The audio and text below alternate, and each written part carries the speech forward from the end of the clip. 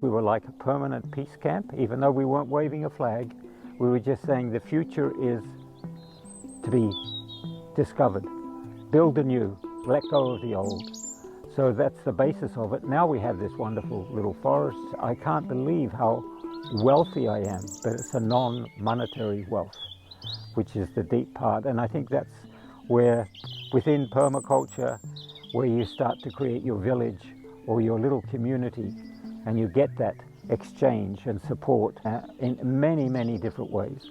And then, of course, you have the birds. There was not a sound of a bird here because there were no trees. If you're attracted to a place of destruction, it's saying transform it, awaken it within yourself. There's loving kindness, there's all these other attitudes that I come into. So yeah, transformation happens if you allow it to happen. But you've got to put some effort into it, you really do. Where is it that you find the place that you sit and you calm it all down and let it all go, because it's going to go. And then come back and interact and enjoy. Somewhere within the question around permaculture and what can it do in releasing that suffering, healing that suffering. It's a full spectrum approach. It's not just one thing or the other.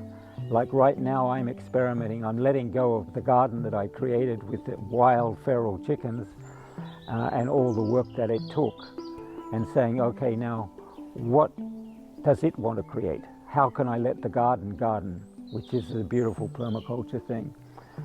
But also this community is moving from just the Findhorn Foundation, the educational trust. It's in a village now. What I do love, I feel, is the mixture of both psyche and soul for ourselves.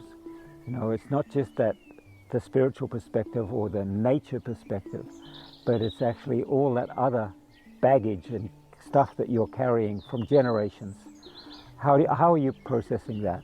And what are you doing? What are both the physical, the emotional, mental, spiritual, however that is, what are you doing to interlink them? Because it's all of that. It's right through, right down into the soil, and right up there, and right in here is the place. And, you know, my thing is I can never stop giving gratitude. Thank you, thank you, thank you. It's just one continual thank you.